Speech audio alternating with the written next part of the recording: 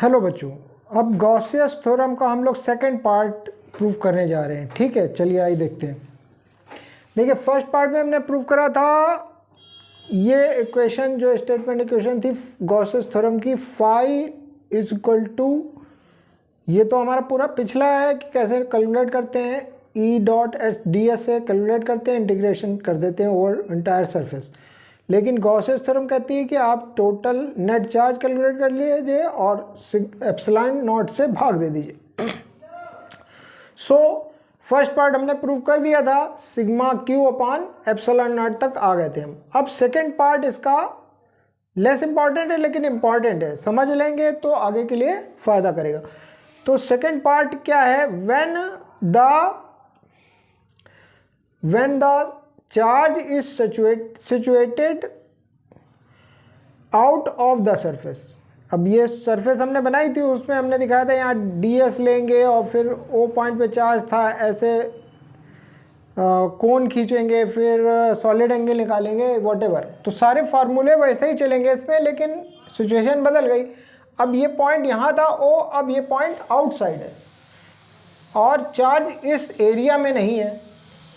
तो इससे फ़र्क क्या पड़ेगा, यहाँ कोई कैलकुलेशन आपको करना नहीं पड़ेगा, बस आपको ये देखना पड़ेगा इस पॉइंट पे इस क्लोज्ड एरिया इस पॉइंट पे कोई सॉलिड एंगल बना रहा है। तो यहाँ कोई एंगल नहीं बना रहा है, इस पर यहाँ पर कोई एंगल नहीं बन रहा। तो total solid angle by the surface S at O, यहाँ पर क्योंकि ये चार्ज बाहर है तो इस पर एंगल 0 आ जा रहा है। तो इसी का यूज़ करेंगे, बाकी सारे फॉर्मूले पिछले की तरह हैं, देख लीजिए जल्दी से। E की वैल्यू निकाली थी हमने Q upon 4 pi epsilon naught r square dot unit vector R, और फिर डी फाई को कैलकुलेट करा था vector E dot vector ds। तो इसको हमने सॉल्व करा था, तो इसकी वैल्यू हमने यहाँ से इतनी रख दी थी, तो डॉट ds हो गई थी।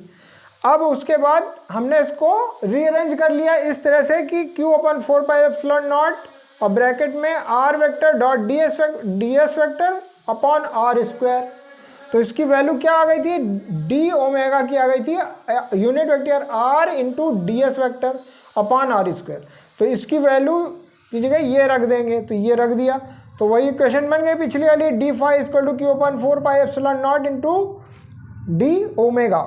अब हमने दोनों तरफ का इंटीग्रेशन करा था, इसका इंटीग्रेशन कर दिया, इसका इंटीग्रेशन कर दिया, तो ये इस तरह से हो गया d phi, integration of d phi equal to Q upon 4 pi epsilon naught integration of d omega. तो यहाँ तक हम आ गए थे। अब देखिए हमने क्या लॉजिक दिया, but solid angle subtended bye closed surface at an external point is 0। Charge तो यहाँ है, लेकिन यहाँ पर एंगल जो बनेगा इस एरिया द्वारा कुछ नहीं बनेगा, सॉलिड एंगल की बात कर रहा हूँ। यहाँ पर ये एरिया इसको घेर रही, कहीं नहीं घेर रही, ये तो बाहर रखी हुई है। क्यों बाहर है, तो ये एंगल कितना हो जाएगा, 0। तो ये value d omega equal to 0 कहाँ पुट करेंगे, यहाँ पुट करेंगे। तो phi equal to integration of d phi equal to Q upon 4 pi epsilon naught integration of d omega. अब डी ओमेगा की वैल्यू क्या हो गई, 0, तो ये फाई क्या हो जाएगा, 0। तो Gauss's theorem second part proved, यही तो थी Gauss's theorem. When the charge is situated out of the surface then total flux जो होगा 0 हो जाएगा। ठीक है, तो यहाँ पर इतना, यहाँ पर और लिख लीजिए, then phi E equal to 0। अब कंप्लीट हो गई। ठीक, ये रिजल्ट ये लिखना जरूरी है ताकि आपको उसमें ध्यान में रहे। अब ये गॉसियस थ्योरम के फर्स्ट एंड सेकंड पार्ट दोनों कंप्लीट हो गए। अब बात आती है न्यूमेरिकल की, उसमें क्या क्या यूज़ होता है। देखिए, गॉसियन सरफेस एक इसके बाद यूज़ है, गॉसियस थ्योरम बता दिया। अब इसके बाद कुछ सरफेसों को गॉसियन सरफेस बोला जाता है। ठीक है, तो उसकी डेफिनेशन पढ़ ले। This is an imaginary surface enclosing a charge distribution with which electric field can be determined by using Gauss's theorem. तो ये कह रहे हैं कि ये एक इमेजिनरी सरफेस होती है जो इनक्लोजिंग ए चार्ज डिस्ट्रीब्यूशन, जो क्लोज करती है एक चार्ज डिस्ट्रीब्यूशन को, आइदर वो हो सकता है पेन की तरह चार्ज डिस्ट्रीब्यूशन हो सकता है, पॉइंट डिस्ट्रीब्यूशन हो सकता है, व्हाटएवर जो भी होंगे आपका, ऐसा हो सकता है क्यों यहाँ रखो क्यों यहाँ रखो, स्क्वायर टाइप का हो सकता है। तो इस तरह की गॉसियन सरफेस होती हैं जो कि इमेजिनरी सरफेस होती हैं, रियल नहीं होती हैं।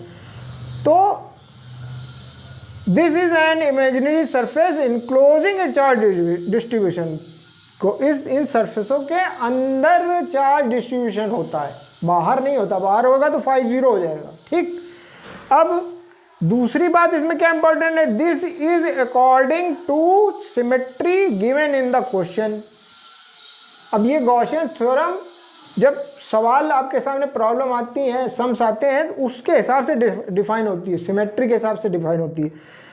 तीसरी बात क्या है, generally spherical and cylindrical, generally साधारणतः या तो स्फेरिकल गॉसियन सरफेस होगी मिलेगी या सिलेंड्रिकल होगी। और चौथी बात क्या है, these are represented by dotted lines, ये सरफेस डॉटेड लाइन से शो करी जाती हैं। ठीक, तो अब देखिए दो हमने एग्जांपल आपके लिए बना दिए हैं। फर्स्ट, यूनिफॉर्मली चार्ज वायर, मान लीजिए ये वायर है इतना बड़ा और इसमें यूनिफॉर्म चार्ज है, इधर से इधर तक चार्ज है, तो इसकी गॉसियन सरफेस कैसी हो जाएगी, जैसे पेन की तरह ऐसे, तो ये स्फेरिकल हो जाएगी, इधर होगा सेम डिस्ट्रीब्यूशन और इधर होगा सेम डिस्ट्रीब्यूशन, इधर होएगा, तो ये इधर तल होगा और इधर कर्व्ड प्लेन होगा, कर्व्ड सरफेस होगा। तो ये डॉटेड लाइन से शो करा है, तो ये यूनिफॉर्मली चार्ज वायर है, तो इसने ये कंडीशन पूरी कर दी, क्या, enclosing a charge distribution with which electric field can be defined. तो एनर्जी चार्ज डिस्ट्रीब्यूशन है अंदर और उसके बाहर जो है गॉसियन सरफेस है। अब अगर चार्ज पॉइंट चार्ज हो तो क्या होगा, गॉसियन सरफेस ऐसे होगी, स्फेरिकल होगी, एक गोल वो बॉल की तरह। तो Gauss's spherical surface due to plus point charge Q plus Q charge. तो ये दो एग्जाम्पल आपके लिए काफ़ी हैं। तो नाउ अब आपका गॉसियन सरफेस का प्रूफ, गॉसियन थ्योरम का प्रूफ हो गया और फ्लक्स और एरिया सब कुछ कंप्लीट हो गया। अब आगे के लेक्चर में हम लोग न्यूमेरिकल पोर्शन पे आएंगे।